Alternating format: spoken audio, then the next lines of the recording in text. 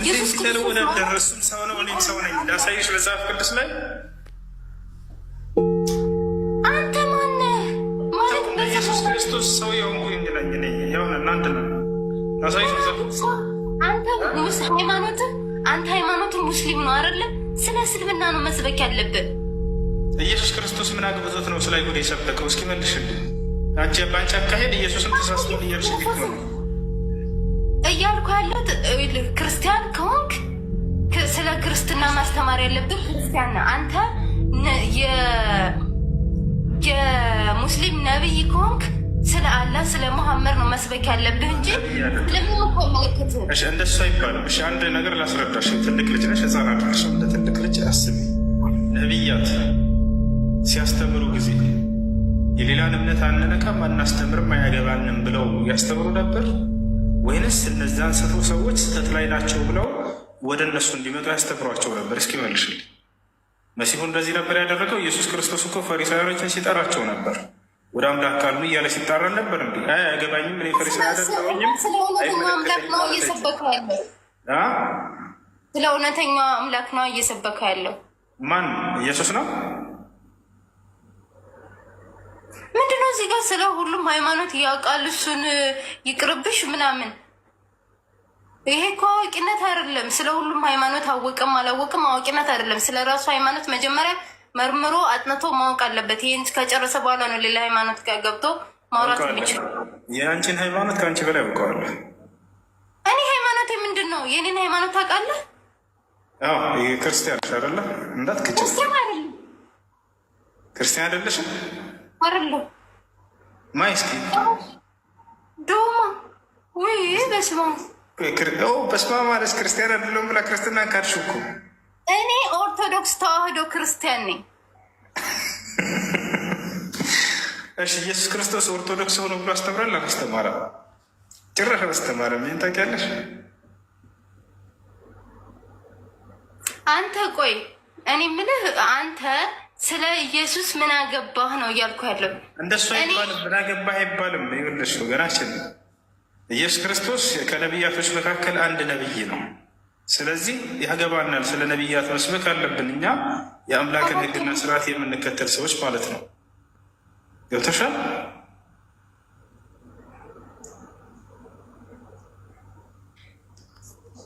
ሄሎ ቤተሰቦች መጥተው እዚህ ጋር ይልፈልፋሉ። ይገልጸው ታያቸው፣ ዝም በያቸው። ትኩረትሽን እዚህ ጋር አድርጌ ኢየሱስ ክርስቶስ ክርስቲያን ሆኑ ብሎ አላስተማረም። ኦርቶዶክስ አላስተማረም። ስለ እውነተኛው አምላክ እግዚአብሔር ይመስገን። ስለ እውነተኛው አምላክ አውቄ። የትኛው ነው እውነተኛው አምላክ? ኢየሱስ ክርስቶስ። እንደ ኢየሱስ ክርስቶስ አምላክ አለኝ ብሎ አስተምሯል መጽሐፍ ቅዱስ ላይ ላሳይሽ። አንተ የምታነበው መጽሐፍ ቅዱስ ይኸውልህ። እኔ አሁን አንተ ነገሮችን አጣማ የሆነ ነገር እንትን ልትል ትችላለህ። አላጣመምኩም። ይኸውልሽ ማስረጃ ልስጥሽ ወይ ነው ያልኩት። እኔ ስለ ሁሉም አውቃለሁ፣ አልፈልግም። እማውቀው ይበቃኛል። እሺ ኢየሱስ ክርስቶስ ክርስቲያን ሆኖ ብሎ አስተምሯል? ካወቅሽ ይህን ንገሪኝ። ሁሉንም አውቃለሁ ብለሽናል። ክርስቲያን ሆኖ ብሏል? አንዳንዴ ማለት ነው ድንጋይ ላይ ውሃ ማፍሰስ የሚሆነው ማለት ሂድና ከአባቶች ይሄንን መማር ከፈለግ ሂድና ከአባቶች ሁሉንም አውቃለሁ እኛልሽን እኮ። ታዲያ እንኳን አታውቂም ክርስትናን? እንዴት ከማን ያሽ? የማውቀውን ያህል አውቄ እያምኜ እየኖርኩ ነው አይደለ? ስለኔ ነገር አታውቂውም ብዬ ነው ማለት ነው።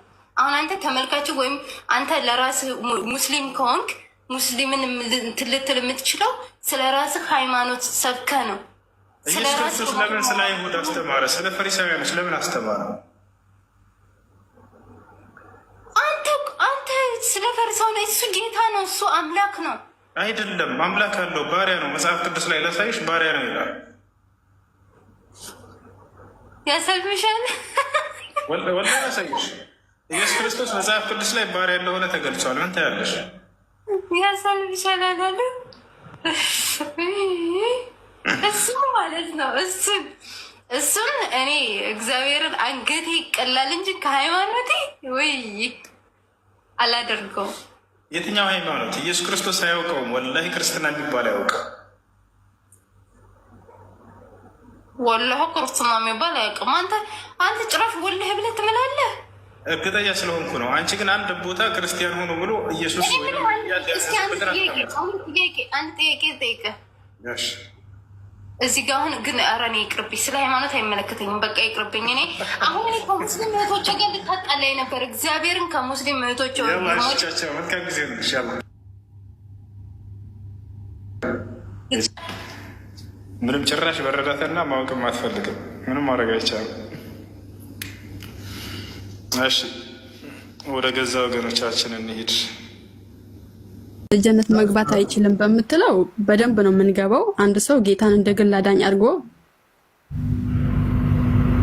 ከተቀበለ በልቡ አዳኝነቱን ካወቀ እንትን ካለ ከተቀበለ ካንትን ካለ ይገባል። እሱ ማለት እኔ የራሳችሁን ሃይማኖት እናንተ ልታውቁ ትችላላችሁ፣ ስለኛ ሃይማኖት እኛ ልናውቅ እንችላለን።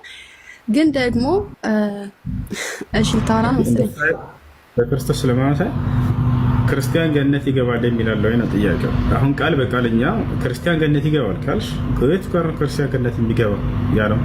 ቃል በቃልኛ ሙስሊሞች ገነት ትገባላችሁ ብሎ ተነግሮልናል። አላህ ቃል በቃል ሲናገር ያመነ ምናምን በአላህ ያመነ የሚለው ልቶ ችግር የለውም። አላህ ያመነ ገነት ይገባል የሚል ነፍ አለ። እሱን ሳይሆን ሃይማኖቱን ጠርቶ ሙስሊሞች የገነት ናቸው የሚል ቃል በቃል አለ። ነብዩ ሰለላሁ ዐለይሂ ወሰለም ሲናገሩ ምን አሉ? አልጀነቱ ላ የድኹሉሃ ኢላ ነፍሱን ሙስሊም አሉ። ገነትን ሙስሊም ነፍስ እንጂ ሌላ ማንም አይገባባትም አሉ። በቁርአንም ላይ አለዚነ አመኑ ቢአያቲና ወካኑ ሙስሊሚን እድኹሉል ጀና ይላል። እነዚያ ሙስሊም የሆኑትን ገነትን ግቡላቸዋለሁኝ አለ። በዚሁ አንጻር ክርስትና ላይ ክርስቲያን ገነት ይገባል የሚላለው ወፍ የለም። ሲጀምር አምላክ አልደነገገ ነው። ቀደም አምላክ እግዚአብሔር እንደ ክርስትና ክርስቲያን ሆኖ ብሎ አዟል ወይ? አላዘዘም። እሺ ነቢያቶችስ ክርስቲያን ሆኖ ብለው ትውልዶቻቸውን አስተምረዋል ወይ? አላስተማሩ። እሺ እንደው አንድ የመጽሐፍ ቅዱስ ጸሐፊ አንድ ነብይ ጠቅሶ አከሌ ነብይ ክርስቲያን ነበር ያለበት አለ? የለም። ተሻላል ማን ላይ ተባረ? የሐዋርያት ሥራ ምዕራፍ 11 ቁጥር 36 ላይ በአንጾኪያም ደቀ መዛሙርቶች ለመጀመሪያ ጊዜ ክርስቲያን ተባሉ ይላል። ማን ነው ባዩ? አምላክ ነው ወይ? አይደለም። ነቢያቶች ናቸው? አይደሉም። ታዲያ ማን ነው? ሰዎች ናቸው ይህን ስም ያወጡት። እሺ እሱን እንለፈውና አሁን ጥያቄሽ ምን ነበር? መጀመሪያ ላይ ጥሩ ጥያቄ ጠይቀሻል። እሱ ምንድነው? በገነት ውስጥ አምላክን እያመሰገናችሁ ትኖራላችሁ ወይ? አዎ። አላህ ሱብሓነሁ ወተዓላ ቃል በቃል እንዳውም እኛ ልታስተውሉ የሚገባው ነገር በጀነት ውስጥ ትልቁ ጸጋ ከአምላካችን ጋር የሚኖረን መንፈሳዊ ህይወት ነው። አላህ ይህን በቁርአን ላይ ይናገራል። ስለ ጀነት ጸጋ ከገለጸ በኋላ ወዐደ አላሁ አለዚነ አመኑ ወዐሚሉ ሷሊሓት ጀናትን ተጅሪ ሚን ተሕቲሃ አልአንሃሩ ወመሳኪነ ጠይበተን ጥሩ ህይወት በገነት ውስጥ ይኖራሉ ካለ በኋላ ምን አለ? ወሪድዋኑ ሚነላሂ አክበር። ነገር ግን ከነዚህ ከገነት ጸጋዎች ሁሉ የእኔ ጌታችሁ የአላህ ውዴታ በላጭ ነው ይላል። የእርሱን ውዴታ መጎናጸፋችን፣ እርሱን እያየን መኖራችን፣ እርሱን እየሰማን መኖራችን፣ እርሱን እያናገረን እንደፈለገን መኖራችን ገብቷችኋል አይደል? ይህ ሁሉ ትልቁ ጸጋ ነው በጀነት ውስጥ።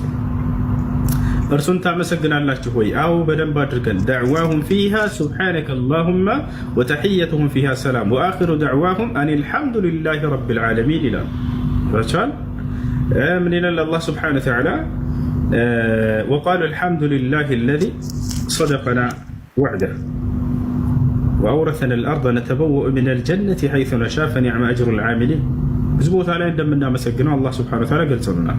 ወቃሉ አልሐምዱሊላሂ አለዚ አዝሀበ ዐና አልሐዘን ኢነ ረበና ለገፉሩን ሸኩር። ያው አንተ መሐሪ የሆንክ ምስጉን የሆንክ አምላካችን ምስጋና ይገባህ እያሉ ሁልጊዜ ያመሰግኑታል።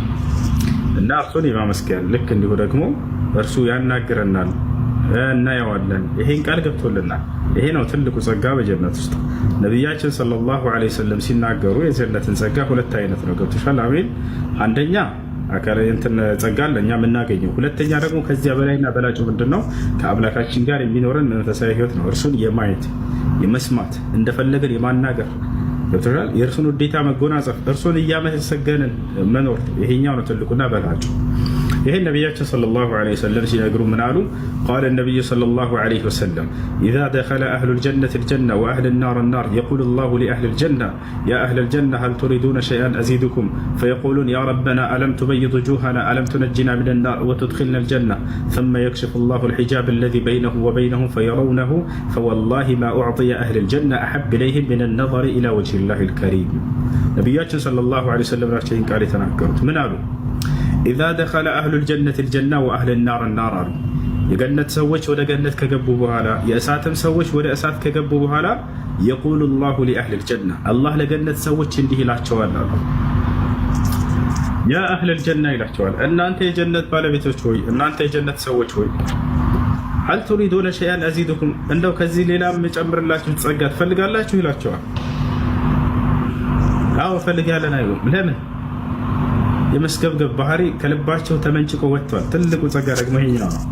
በውስጥህ ላይ ያለ ክፋት ነገር እንዳለ መንጭቆ ያወጣል ጀነት ከመግባታችን በፊት። ወነዛዕና ማ ፊ ሱዱሪሂም ሚን ጊላል በውስጣቸው የነበረ ቅናቻን ባህሪ ምንጭቅ አድርጌ ያወጣላቸዋለሁ እኛ ለገነት ከመግባታቸው በፊት። የለም ይሄ ነገር አሁን እንፈልጋለን የሚለው ጸጋ ያልተሟላለት አካል ነው አይደል? ሌላ የመፈለግ ባህሪ ያለው ላይ የጀነት ሰው ይሄን አይልም። ሁሉ የተሟላበት ዓለም ነውና ታዲያ ምንድነው የሚያደርጉት ከተባለ የተሰጣቸውን በማመስገን ይመልሱለታል።